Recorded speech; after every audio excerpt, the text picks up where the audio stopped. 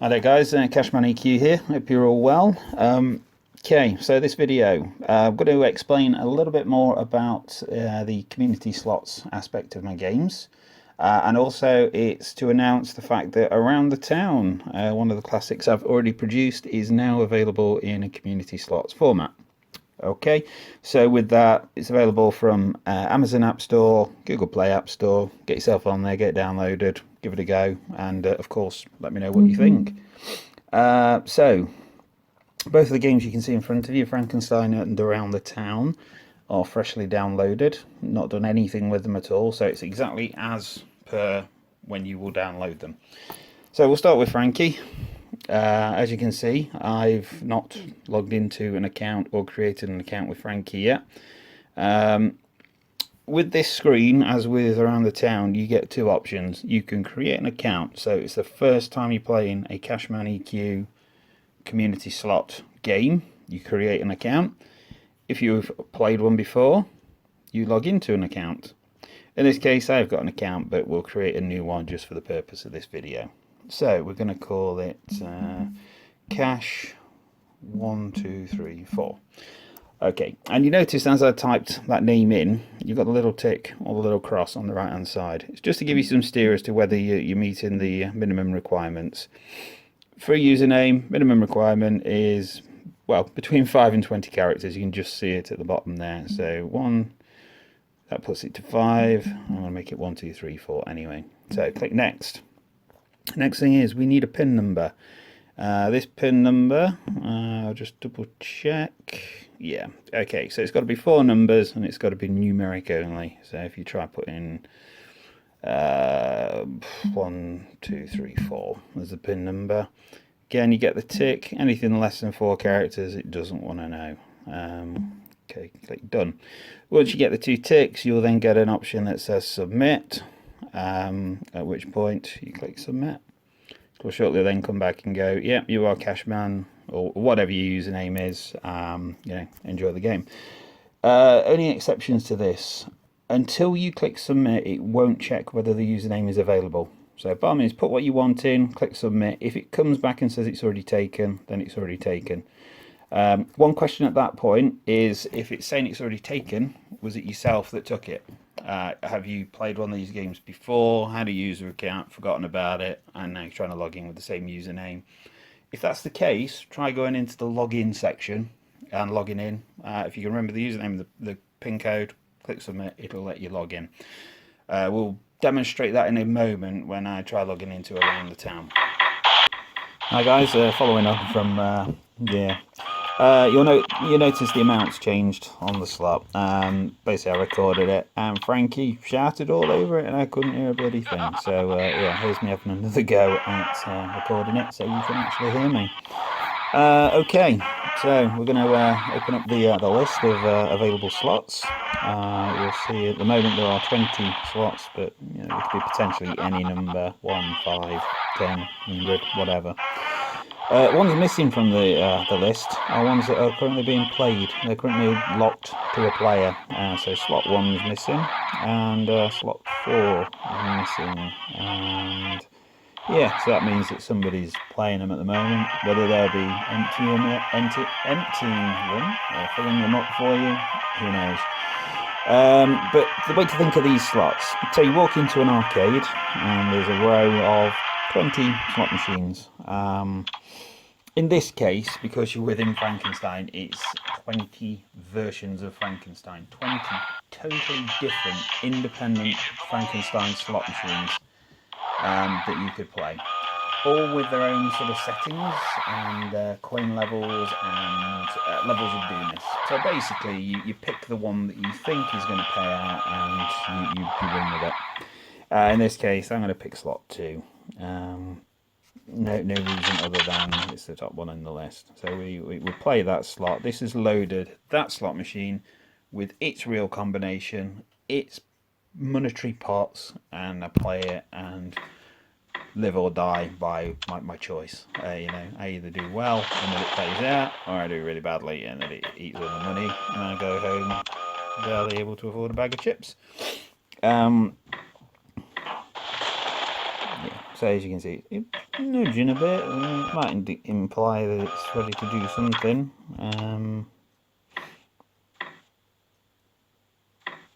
But again, at this moment in time, not too worried about that. Okay, so other things just to cover off at this point. I've got a leaderboard. I want you to see how you are doing compared to the rest of the world. Currently position 32. Not as bad as it was in the previous video, I was 40 odd, but anyway.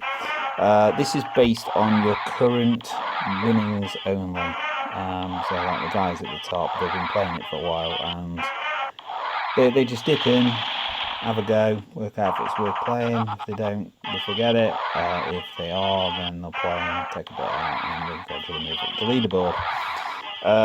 Retro arcade machine doing nicely at number 5. He's one of the regular flyers. Okay, another way of looking at it is this is your winnings represented as a percentage of your initial stake. So basically, the guy at the top, just to explain, if you look at him on the other one, he is currently on position 3. So he's on £78.80 at the moment. So what that tells me, if he's on 788%, is that he's currently claimed £10 worth of credit. So he had his initial fiver, he's then claimed an additional fiver, and then from that £10 he's won £78, which means his percentage is currently 788%, which is really, really impressive actually. Like with mine, I've only claimed a fiver and I'm on 132% because I'm currently on £6.60. Do the maths, and that's where it works it out from. Anyway, the leaderboard allows you to see how you are performing compared to the rest of the people that are playing these same community slots. The leaderboard is global in that it's on Frankenstein, your position 32, around the town, your position 32 as well. So your money follows you from one bandit to the next.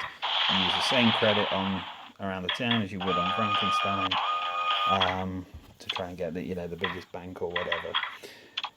So at this point, I'm going to leave Frankie behind because we're going to have a quick go on around the town, but around the town has something extra which will hopefully allow me to show you even better how these slots vary. Okay, so we're in there, leaderboard. There we go, I'm 32. Who knew, eh? So we're going to play. Let's go slot 2 again. Again, it's first one in the list. That's about the only reason. So we drop a credit in. At this point, you'd start playing, and you see how you get on. If it's playing well, chances are it's ready to pay, and you'd put a bit more in, and you try and get something back out again. What I've done is temporarily enabled, basically if I've touched the cherries there, and it brings up a list of the pots that are involved, the monetary pots. So what this does is tells you, firstly, the reels pot. That is the amount that it can afford to pay out by dropping wins in on the reels, £1.71. So it's allowed melons, but not bars.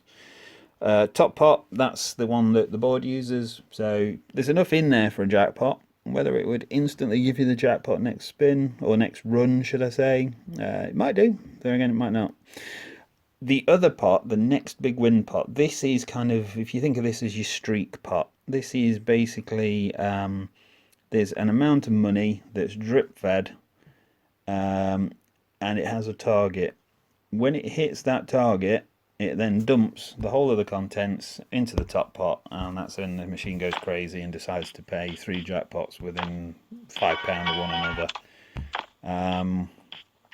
Which this is my best guess at roughly how real life machines work, but there's probably a lot more intricacy in them, to be fair.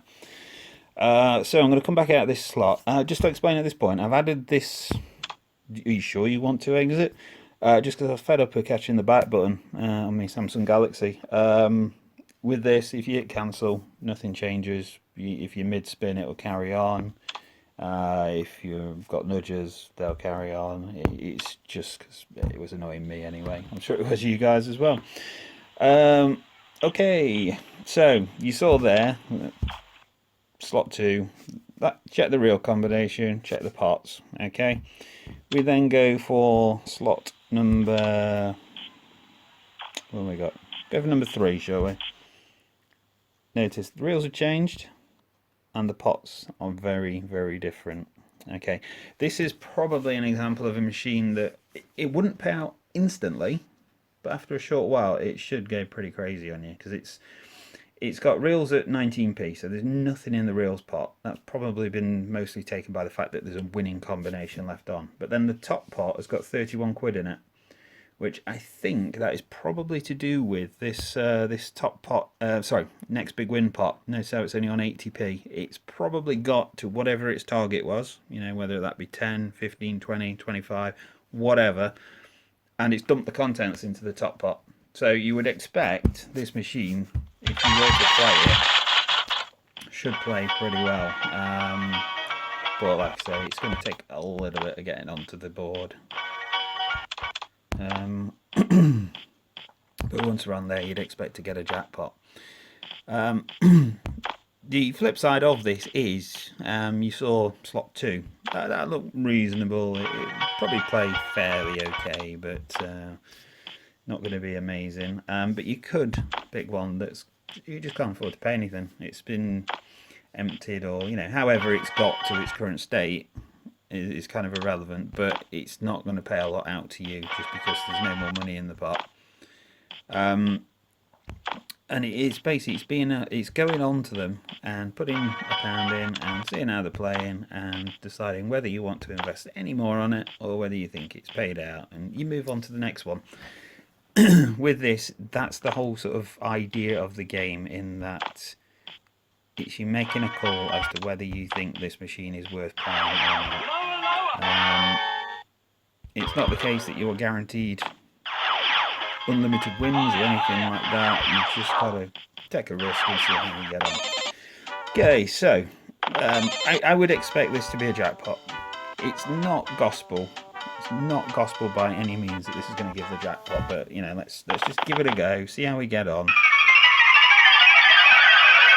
Because again, even if the pots are brimmed to the rafters, you don't want it to be predictable, do you? That'd be boring. You know, you want a bit of a chase. So yeah, it will pay that 30 odd quid out, but it might defer it slightly. It might take a little bit more effort than maybe you think it would. So reels wise, I don't think there's a lot on. There's a red 7 below the win line, so it's not going to be that comes up. I think a happy hour around about now would be good, but I'm on the wrong side of that as well. But there, we'll just keep going anyway. Soon be back around now, I'm sure. In the meantime, we're very close to the jackpot now anyway, so yeah, a couple more presses and it should be game over. There we go, game over. Yeah, so like you see, these pots dictate how this game's going to play. The pots are only influenced by other people playing them. So if you go on a machine and instantly absolutely claim it and take a fortune out, it means that some poor other suckers had to fill it up for you. But that's basically the whole premise of the game. That's the whole leaderboard thing. The people at the top have, either by hook or by crook or skill or whatever, have been the better players, in that they've put the least amount of money in and took the most amount out. So we'll just have another look. I did find one earlier that got a really bad pots, but I can't remember which one it was. Slot 20. Indifferent with that. The reels are low, so it'd take a little bit to get on the feature. The top pot is 4 quid, so it can't quite afford a jackpot, but it soon would be able to.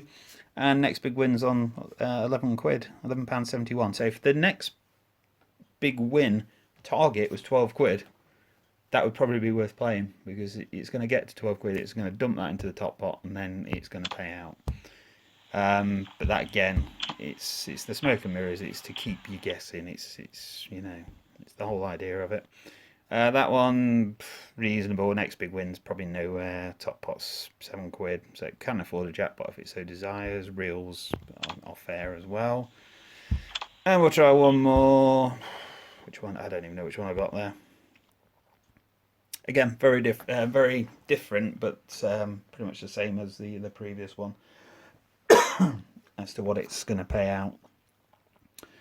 But yeah, that's basically the gist of the game, or games, should I say? Like I say, the thought is you'll have a central account which will have unlimited credit, but hopefully you'll work your way up as opposed to just using the free credit all the time. But yeah, you have your account. It follows you around. There's all the online slots which you pick one of them, you play it, and you see how you get on with it. You know, you either win, you lose, you draw, whatever. Um, One thing which I haven't yet mentioned, so I'll just go back into one of the slots. If you know my previous slots, you'll know there are quirks to them, like achievements. Not gone for achievements on this one, just because it kind of circumvents the whole idea of it. If I put it so you can put it on 200%, then yeah, you can win 10 grand or whatever. It's just a bit pointless because it kind of gives an unlevel playing field.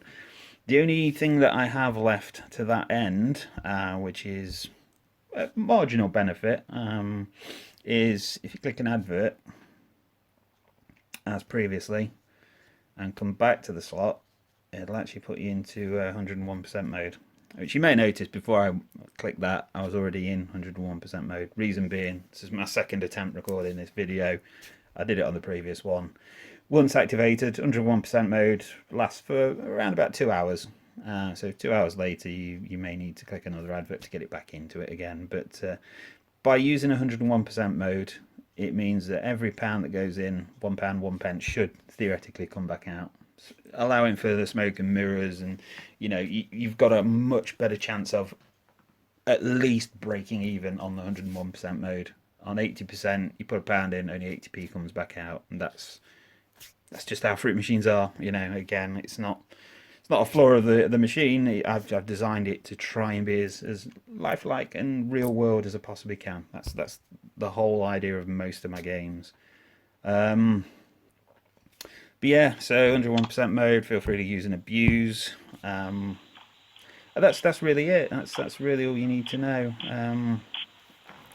Yeah, like I say, the apps are both available on the Amazon App Store and the Google Play Store, so get yourself over there, give them a go. If you like them, please take the time to leave a review. It's the one thing I ask of you. If you could leave a review, I would really appreciate it, just because it helps me to spread the word. Yeah, so as to what's coming next, there are 2 other slots that are potentially coming.